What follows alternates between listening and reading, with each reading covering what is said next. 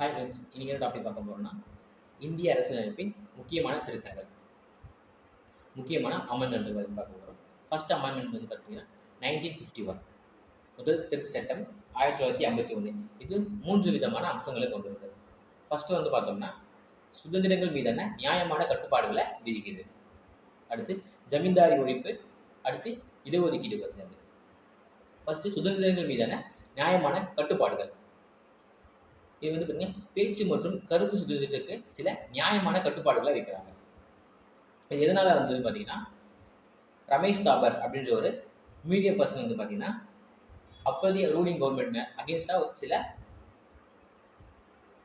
விஷயங்களை வந்து பார்த்தீங்கன்னா அவரோட மீடியாவில் எழுதியிருப்பாரு, அவரோட பத்திரிகையில எழுதியிருப்பாரு, அவங்களுக்கு அகேன்ஸ்டாக. அதுக்கு எதிர்க்காக என்ன பண்ணியிருப்பாங்கன்னா அந்த ரூலிங் கவர்மெண்ட் வந்து கேஸ் போட்டிருப்பாங்க, மெட்ராஸ் கவர்மெண்ட். இவர் திரும்ப வந்து பார்த்தீங்கன்னா என்னுடைய ஃபண்டமெண்டல் ரைட்ஸ் வந்து பாதிக்கப்படுது, அதாவது என்னோட கருத்து சுதந்திரம் வந்து பாதிக்கப்படுது அப்படின்னு சொல்லிட்டு இவர் அகேன்ஸ்டாக கேஸ் போட்டிருப்பாங்க. ஜட்மெண்ட் வந்து பார்த்தீங்கன்னா இவருக்கு ஃபேவராக தான் வந்திருக்கும். அதுக்கப்புறம் வந்து அதுக்கப்புறம் அந்த கோர்ட் வந்து பார்த்தீங்கன்னா இந்த மாதிரி விட்டால் வந்து பார்த்தீங்கன்னா எல்லாரும் வந்து இதை மிஸ்யூஸ் பண்ண வாய்ப்பு இருக்குன்னு சொல்லிட்டு இதில் சில நிபந்தனைகளை வைக்கிறாங்க. அதாவது வந்து பார்த்தீங்கன்னா பேச்சு மற்றும் கருத்து சுதந்திரத்துக்கு சில நிபந்தனைகளை வைக்கிறாங்க. சில நியாயமான கட்டுப்பாடுகளுக்கு புதிய காரணங்களை சேர்த்தது. பொது ஒழுங்கு, வெளிநாடுகளோட நட்பு உறவுகள், ஒரு குற்றத்திற்கு தூண்டுதல், இந்த மாதிரி எதுவும் பண்ணாமல் இருக்கணும். ஓகேங்களா? அடுத்து வந்து ஜமீன்தாரி ஒழிப்பு. இந்த ஜமீன்தாரி ஒழிப்பில் 2 முக்கியமான சரத்துகள் வருது. ஒன்று வந்து பார்த்தீங்கன்னா 31A மற்றும் 31B. இந்த ரெண்டுமே வந்து பார்த்தீங்கன்னா 9வது அட்டவணையில் சேர்க்கிறாங்க. சேர்ப்பதன் மூலம் விவசாய சீர்திருத்தங்கள் மற்றும் ஜமீன்தாரி ஒழிப்பு முறை தொடர்பான சட்டங்களை நீதித்துறை மறு ஆய்விலிருந்து பாதுகாத்தது. அதாவது விவசாய சீர்திருத்தம் மற்றும் ஜமீன்தாரி ஒழிப்பு சம்பந்தப்பட்ட சட்டங்களை வந்து பார்த்தீங்கன்னா நீதித்துறை மறு ஆய்விலிருந்து பாதுகாத்தது தான் இந்த 31A 31B. அடுத்து இடஒதுக்கீடு. சமூக ரீதியாகவும் கல்வி ரீதியாகவும் பின்தங்கிய வகுப்பினரின் அல்லது பட்டியல் சாதிகள் மற்றும் பழங்குடியினரின் முன்னேற்றத்திற்காக சிறப்பு விதிகளை உருவாக்க மாநிலத்திற்கு அதிகாரம் அளித்தது. இந்த இடஒதுக்கீடு வந்து பார்த்தீங்கன்னா இது யார் கேஸ் போட்டிருப்பாங்க பார்த்தீங்கன்னா செண்பக துரைராஜன் அப்படின்றவங்க தான் கேஸ் போட்டிருப்பாரு. எதுக்காகன்னு பார்த்தீங்கன்னா இவருக்கு எம்பிபிஎஸ்ல இடஒதுக்கீடு கொடுத்துருக்க மாட்டாங்க. ஓகேவா? அதுக்கு அகேன்ஸ்டாக இவர் வந்து கேஸ் போட்டிருப்பாங்க. இவர் யாருக்கு அகேன்ஸ்டாக கேஸ் போடுறாரு பார்த்தீங்கன்னா அந்த மெடிக்கல் போர்டுக்கு அகேன்ஸ்டாக கேஸ் போடுறாரு. அவங்க என்ன சொல்கிறாங்கன்னு பார்த்தீங்கன்னா 1927 அப்போ சட்டத்தைப்படி எந்த ரிசர்வேஷன் இருந்துச்சோ அதன்படி தான் நாங்கள் கொடுத்துருக்கோம் அப்படின்னு சொல்லியிருப்பாங்க. இவர் வந்து பார்த்தீங்கன்னா இதுக்கு அகேன்ஸ்டாக கோர்ட்டில் கேஸ் போட்டதுக்கு கோர்ட் என்ன சொல்லியிருப்பாங்க பார்த்தீங்கன்னா இந்த ரிசர்வேஷனை பற்றி வந்து பார்த்தீங்கன்னா அரசியலமைப்பில் எங்கேயும் குறிப்பிடல, அதனால இது வந்து செல்லாதுன்னு சொல்லிட்டு இவருக்கு வந்து ஃபேவராக ஜட்மெண்ட் கொடுத்துருப்பாங்க.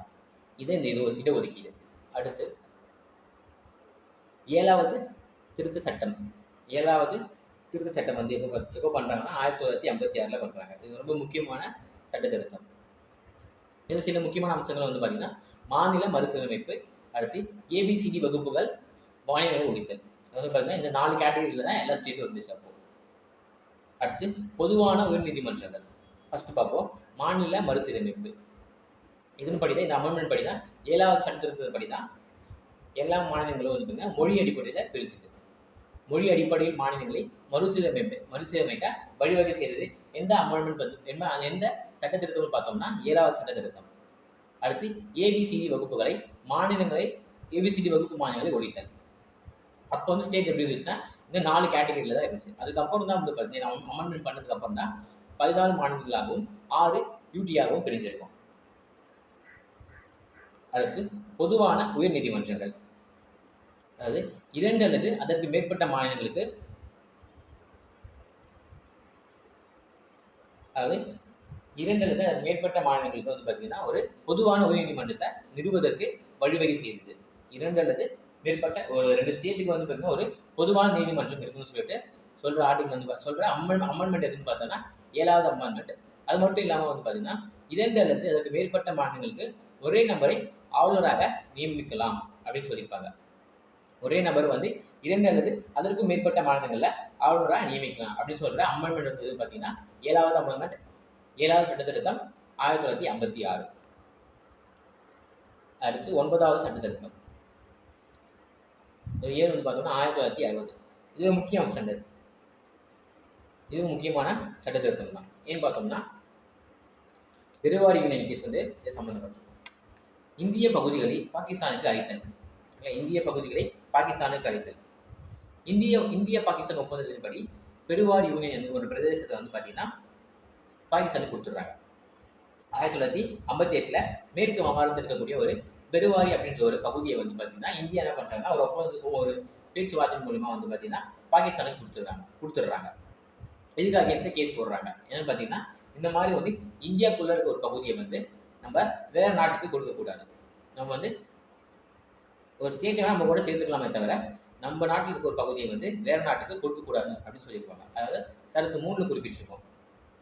அதுக்கு அகேன்ஸ்டாக கேஸ் போட்டிருப்பாங்க. பாகிஸ்தானுக்கு மாற்று நடைமுறைப்படுத்தும். உச்சநீதிமன்றம் ஒரு மாநிலத்தின் பரப்பளவை குறைக்கும் பாராளுமன்றத்தின் அதிகாரம். உச்சநீதிமன்றம் ஒரு மாநிலத்தின் பரப்பளவை குறிக்கும் பாராளுமன்றத்தின் அதிகாரம் 3 இந்திய பிரதேசத்தை ஒரு வெளிநாட்டுக்கு வழங்குவதற்கான அதிகாரத்தை உள்ளடக்காது என்று தீர்மானித்தது. இதேதான். ஓகேங்களா? அதாவது சரத்து 3 சொல்லுன்னு பார்த்தீங்கன்னா ஒரு பகுதியை வந்து இந்தியா கூட சேர்த்து மட்டும்தான் அரசியலமைப்பில் இடம் இருக்கு. இந்தியாவுக்கு ஒரு பகுதியை வந்து மற்ற நாடுகளுக்கு கொடுக்க வழி செய்யலன்னு சொல்லிட்டு கொடுத்துருப்பாங்க. அதுதான் 9வது சட்ட திருத்தம் 1960.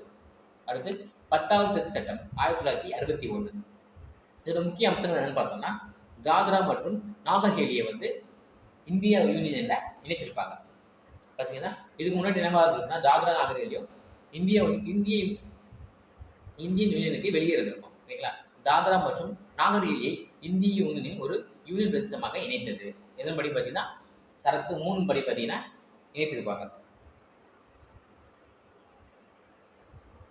அடுத்து 12வது திருத்த சட்டம் 1962. இதோட முக்கிய அம்சம் வந்து பார்த்தீங்கன்னா கோவா மற்றும் கோவா தாமன் தியூ. ஓகேங்களா? 12வது வந்து தாத்ரா நாகர் ஹவேலி, 11வது 12வது கோவா தாமன் தியூ வந்து இணைச்சிருப்பாங்க. அது இந்தியன் யூனியன்ல இணைச்சிருப்பாங்க. கோவா தாமன் தியூ மற்றும் தியூ ஆகியவற்றை இந்திய யூனியன் ஒரு யூனியன் பிரதேசமாக இணைத்தது. அடுத்து 13வது திருத்த சட்டம் வந்து பார்த்தீங்கன்னா இதுவும் அதே தான். அசாம்ல இருந்து நாகாலாந்து பிரிச்சிருப்பாங்க. 13வது திருத்த சட்டம் 1962. நாகாலாந்து மாநிலத்திற்கு சிறப்பு அந்தஸ்து வழங்கியது. நாகாலாந்து வந்து ஸ்பெஷல் ஸ்டேட்டஸ் கொடுத்துருப்பாங்க.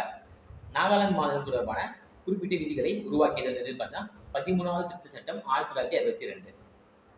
ஃபர்ஸ்ட் தாத்ரா நாகர் ஹவேலி, அடுத்து கோவா, அடுத்து 3வது வந்து பார்த்தீங்கன்னா 13வது நாகாலாந்து. 14வது என்னன்னு பார்த்தீங்கன்னா அதுவும் சேமியே தான். 14வது திருத்த சட்டம் 1962 என்ன சொல்ல வராங்கன்னு பார்த்தீங்கன்னா புதுச்சேரி மற்றும் யூனியன் பிரதேச சட்டமன்றங்கள். புதுச்சேரியும் வந்து பார்த்தீங்கன்னா இந்தியன் யூனியனில் இணைச்சிருப்பாங்க. புதுச்சேரியை இந்திய யூனியனில் ஒரு யூனியன் பிரதேசமாக இணைத்தது. அது மட்டும் இல்லாமல் வந்து பார்த்தீங்கன்னா இமாச்சல பிரதேசம், மணிப்பூர், திரிபுரா, கோவா, தாமந்தையூ மற்றும் புதுச்சேரி ஆகியன யூனியன் பிரதேசங்களுக்கு சட்டமன்றங்கள் மற்றும் அமைச்சர்கள் குழுவை உருவாக்குவதற்கு வழிவகை செஞ்சது. கொஸ்டின் வந்து வீடியோட கேட்கலாம். இதுக்கெல்லாம் சட்டமன்றங்கள் அமைக்கிறதுக்கு என்ன அந்த சட்ட திருத்தம் வந்து வழிவகை அமைச்சதுன்னு பார்த்தீங்கன்னா 14வது சட்ட திருத்தம் 1962. அடுத்து 24வது திருத்த சட்டம் 1971. இதோட முக்கியமான அம்சங்கள் என்ன சொல்றாங்க பார்த்தீங்கன்னா அடிப்படை உரிமைகளை திருத்துவதற்கு பாராளுமன்றத்திற்கு அதிகாரம் இருக்குன்னு சொல்லியிருப்பாங்க. அடுத்து குடியரசுத் தலைவரின் ஒப்புதல். ஃபர்ஸ்ட் பார்ப்போம். அரசியலமைப்பின் எந்த பகுதியையும் அடிப்படை உரிமைகள் உட்பட திருத்துவதற்கு பாராளுமன்றத்திற்கு அதிகாரம் உண்டு அப்படின்னு சொல்ற சட்ட திருத்தம் எதுன்னு பார்த்தோம்னா 24வது சட்ட திருத்தம் 1971.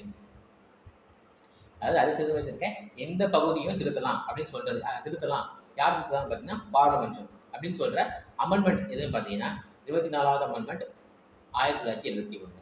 அடுத்து அது மட்டும் இல்லாமல் குடியரசுத் தலைவரின் ஒப்புதல். ஒரு அரசியலமைப்பு திருத்த மசோதாவிற்கு குடியரசுத் தலைவர் கட்டாயமாக ஒப்புதல் அளிக்க வேண்டும் என்று சொல்லக்கூடிய அமெண்ட்மெண்ட் எதுன்னு பார்த்தோம்னா 24வது அமெண்ட்மெண்ட் 1971. அதாவது அரசியலமைப்பில் ஒரு திருத்த மசோதா கொண்டு வந்தாங்க அப்படின்னா அதை குடியரசுத் தலைவர் கட்டாயமாக கையெழுத்து போடணும். ஓகேங்களா? அதை பற்றி சொல்கிற அமெண்ட்மெண்ட் வந்து பார்த்தோம்னா 24வது அமெண்ட்மெண்ட் 1971. அடுத்து 25வது திருத்த சட்டம். இது சேமியது 1971. இதோட அம்சங்கள் வந்து பார்த்தோம்னா ஃபர்ஸ்ட் சொத்துரிமை கட்டுப்பாடுகள். சொத்துரிமையில சில கட்டுப்பாடுகள் கொடுக்குறாங்க. அடுத்து அரசு வழிகாட்டும் நெறிமுறைகளில் மேலாதிக்கம். அடிப்படை உரிமைகள் பட்டியலில் இருந்து சொத்துரிமையை கட்டுப்படுத்தியது. அடிப்படை உரிமையிலிருந்து பார்த்தீங்கன்னா சொத்துரிமையை கட்டுப்படுத்துறாங்க. பின்னர் அது ஒரு அடிப்படை உரிமையாக ரத்து செய்யப்படுவதற்கு இது வந்து பார்த்தீங்கன்னா அடிப்படை உரிமையிலிருந்து ரத்து செய்வதற்கு முன்னால இதை கொண்டு வராங்க. அதாவது சொத்துரிமைக்கு ஒரு கட்டுப்பாடை வைக்கிறாங்க. அடிப்படை உரிமைகள் பட்டியலில் இருந்து சொத்துரிமையை கட்டுப்படுத்தியது. அடுத்து அரசு வழிகாட்டும் நெறிமுறைக்கு ஒரு மேலாதிக்கம். சரத்து 39B அல்லது 39C.